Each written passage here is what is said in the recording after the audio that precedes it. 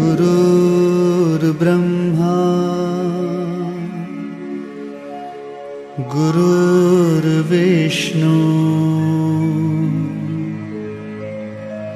गुरुर्देवो महेश्वरः गुरु साक्षात् परब्रह्मा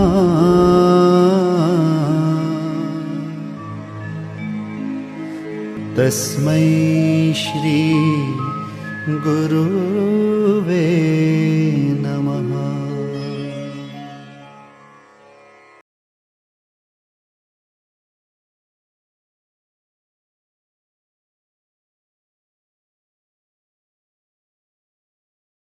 Hello everyone, continuing with chapter number 1, accounting and its terminologies. Till now we have learned around 36 terms used in accounting. Okay, carrying further, the next term is my cost. 37 term is my cost.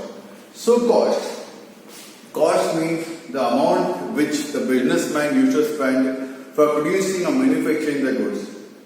In that particular cost, it includes raw material cost, labor cost, okay, advertisement cost and everything. Means the cost price which the businessman used to quote. If cost price is quoted by the businessman, then it will be very easy for him to go for the selling price, MRP. So difference between the cost price and the selling price term, that is the profit. So businessman used to fix the cost first of all, used to plan about the cost, okay, what should be the cost of my product, and then based on that, okay, determines the cost, and on that fix the MRP so that he gets a particular margin of profit. Next come my voucher. My voucher, which is very much important nowadays. Okay, not nowadays, even you can say the voucher bill is very much important. Wherever we go, okay, we should take the bill, we should take the voucher from the trader itself, or from the manufacturer, producer itself, because it is a written proof, written document that we have been dealing in legal terms with a particular party. Whether you are going for expense of rupees 1 or 1 lakh or 1 crore, please have the habit of taking the voucher, taking the bill from the other party, or also give the bill to the other party. The voucher, if in the books of accounts, if I want to record any transactions, in that particular cases, it is very much important for me to have the bill, to have the voucher. Based on the voucher itself, the accountant will write the entry. The accountant at the end of the year or at the end of the month, okay, will get the bill vouchers, a list of vouchers. Based on that only he will decide whether the particular vouchers related with purchase or sales or income or expense or assets or liabilities, whatever it has been decided with the help of voucher itself. So voucher helps the businessman, helps the accountant to write the entry in the books of accounting. Okay, based on the vouchers, only the very first step of writing in the books of account is the voucher. Based on voucher, only it is possible to record in the books of accounts. If you are not having the voucher for the transactions will not be recorded in the books of accounts. It is considered as illegal transactions. So voucher must be compulsorily there with the businessman for recording in the books of accountancy. Next come my discount. Discount, basically you have already heard the word discount in so many places. If you go for purchase or sales, okay, we used to consider, we have heard the word of discount. Okay, so while purchasing and selling the goods, okay, we are receiving or we are giving the discount to the parties, or the parties is receiving the discount from us, or we are receiving the discount from the other party. Okay, the discount, one time you can say the amount which we pay less, okay, or the amount which we receive a little bit less is termed as discount. Supposedly the trader to whom I have to pay rupees 1022, okay, I'll pay rupees 1000 and will tell set off na yaar, it's okay, my dues are clear. So the small amount which the trader is not paying or which the customer is not paying to the trader, okay, is termed as discount. The other name of this type of discount is called allowance actually, okay, which we are foregoing now. The small amount which we are foregoing is also termed as the allowance, okay. So while trading in cash sales or cash purchase, okay, discount is received or discount is allowed. Discount are also of two types. One is trade discount and the other is my cash discount. Trade discount. I like to explain you with the help of a small example. Trade discount. You have heard about the Parle-G biscuit. Suppose the pack MRP is rupees 10. Okay. So both manufacturer produce the goods. Okay. The MRP of Parle-G is supposedly rupees 10. The MRP of Parle-G is supposed rupees 10. Manufacturer's cost is rupees 5. Manufacturer cost is rupees 5. The manufacturer sold to agent.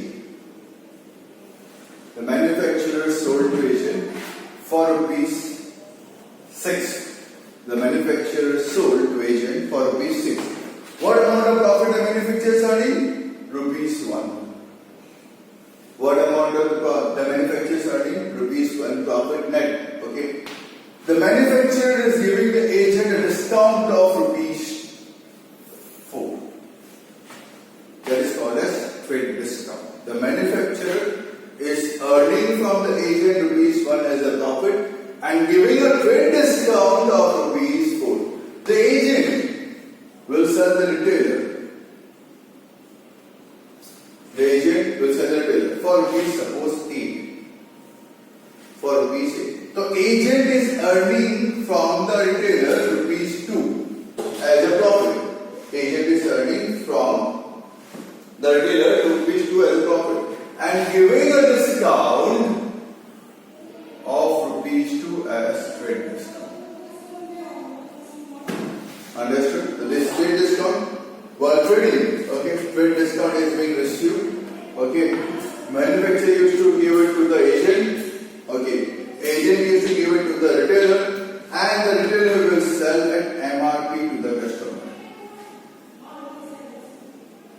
The retailer will sell it at MRP to the customer, and they will directly earn a profit of rupees 2. Retailer will directly earn the profit of rupees 2. So manufacturer to agent, agent to retailer, they will earn profits.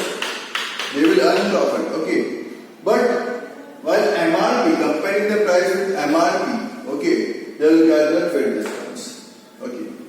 Now coming to the customer. Now coming to the cash discount customer. Okay.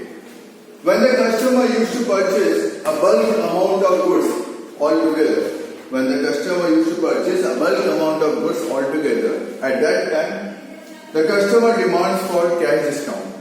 The customer demands for cash discount. Okay, suppose I am purchasing Parle-G boxes worth rupees 5 lakh. So he will ask for discount. So that 1% or 2% discount. Why we are giving the discount to the customer? So that immediate payment can be done. So the trader used to give the discount to the customers. Okay. Even while credit sales, when we are selling the goods on credit to the customers or to any other traders, okay, we used to give some conditions that if you will pay the amount within 10 days, if you will pay me the amount within 10 days, I'll give discount of 1%. If you will pay the amount within 15 days, okay, I'll give the discount of 0.75%. And if you will pay after 15 days, sorry to say, I'll not give any single discount. So what will happen is that the customer, okay, the opposite trader, okay, will try to pay me as soon as possible. So that I can also get my cash back and he can also get the discount. He or she can also get the discount. So my turnover starts. Okay. As I sell the goods, if I receive the cash soon as possible, I will once again invest that amount into the business. Once again production will be start, manufacturing will be start. Once again goods will be produced. Once again I will be selling. Once again I will be earning the profit. So this is the main purpose of giving the cash discounts. Then comes my discount received and discount allowed.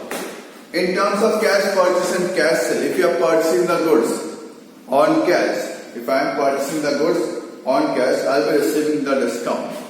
And if I am selling the goods on cash, I have to give the discount. The discount allowed and discount received. This is the expense considered as an expense and income. Discount received is an income. Discount allowed is an expense which is to be recorded in the books of accounts as per the rules of accounting. Then comes my depreciation. If I am using any assets as such machine, furniture, land, building, vehicle, any type of assets, okay, for more than 1 year, then we used to keep some amount aside every year, which is termed as depreciation. The use of the assets, which leads to reduction in the value of the assets, is termed as depreciation. Businessmen basically used to fix certain percentage of amount and depreciation. Okay, there are various methods of calculating the depreciation, which we will be learning further in the further chapters. Full chapter is there about depreciation. Okay, that we will learn it afterwards. Okay. In short, depreciation is also considered as expenses for the use of assets. Suppose if I have purchased a machinery for rupees 10 lakhs. Okay, that machine will run for upcoming 10 years. So every year I have to keep aside some amount by the name of machinery, so that after 10 years I'll have a lump sum amount, and after 10 years only some amount I will add into that amount and I will purchase a new machinery. 10 lakh rupees machinery I purchased, that machinery will run for 10 years. So every year I will keep aside rupees 1 lakh with the name of depreciation on machinery. Okay, after 10 years when my machine will break down, okay, at that time I will be having rupees 10 lakh with me with the name of depreciation. It is a non-cash expenditure which we don't have to pay to somebody else, outsiders we don't have to pay. Still it is considered as an expense because it helps me out in purchasing the new machine. After 10 years I will be having 10 lakh rupees and that particular old machine. I will sell that scrap machinery in the market for rupees suppose 50,000. So I will be having a balance of 10 lakh 50,000 after 10 years. And after 10 years I will purchase a new machine. Suppose at that time the value of the new machine is 12 lakh. Then from my pocket only 1.5 lakh rupees I will invest and I will get a new machinery.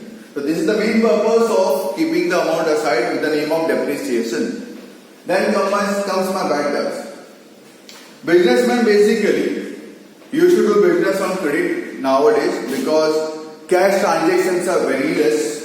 Okay, people don't use cash much more. They used to believe in credit transactions nowadays. Trustworthy is much more higher now. Okay, so if I am selling the goods on credit to the other person, that person is called the debtors.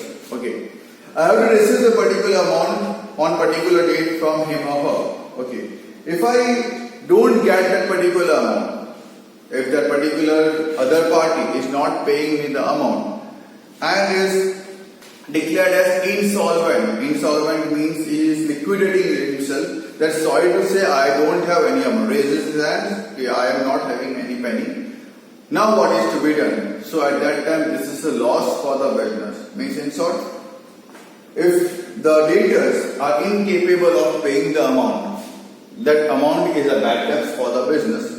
That amount is a bad debt for the business. It is considered as an expense which leads to decrease in profit or which leads to increase in the loss of the business enterprise. Okay. So for that purpose, if I am experiencing since last 5 years that every year 50,000, 70,000, 80,000, 1 lakh, 1,20,000 is already there as a bad debt.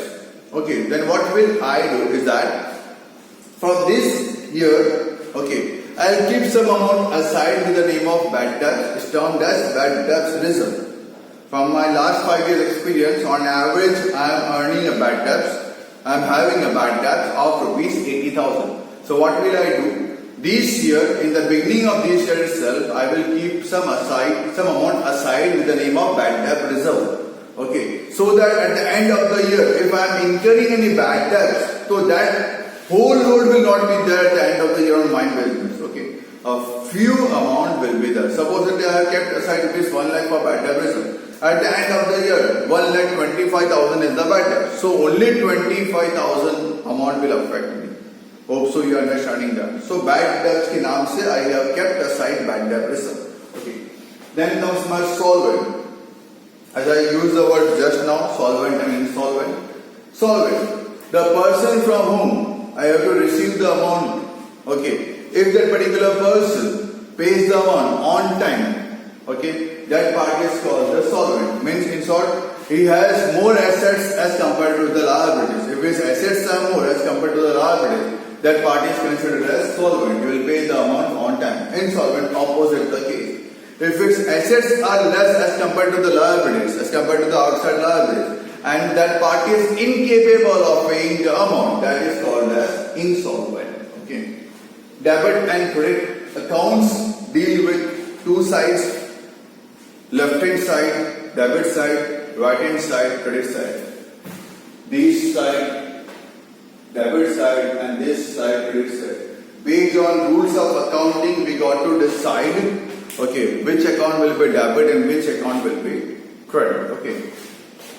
At last, coming to the word account, in each and every word, okay, we have to keep the word at the last as account. Suppose you purchase account, we got to write account at the end.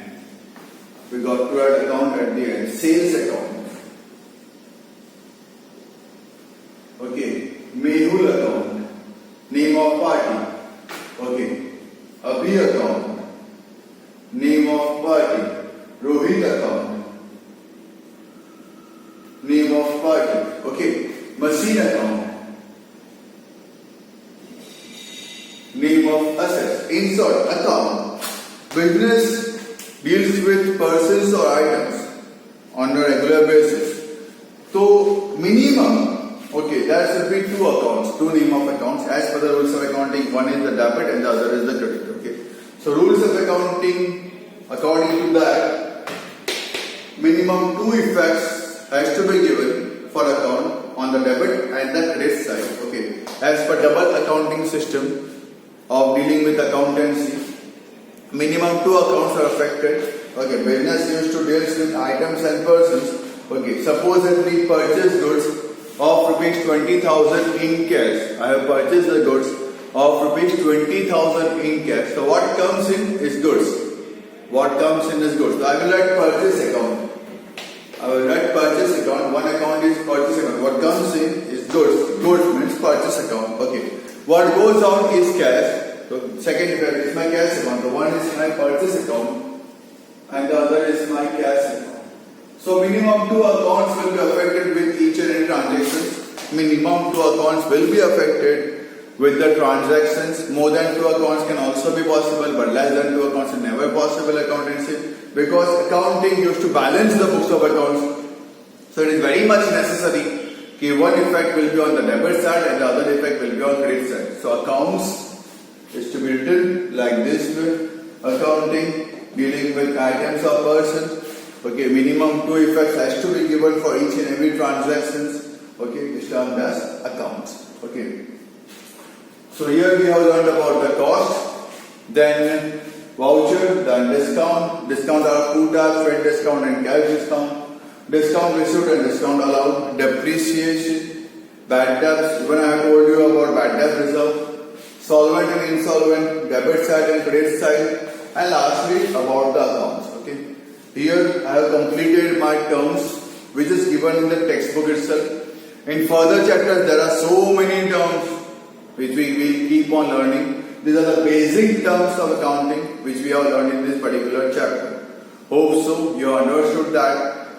After each lecture, after the videos, I will be sending you the documents of PDF files. Based on that, you got to make the notes. Okay. Thank you. Stay home, stay safe and keep learning.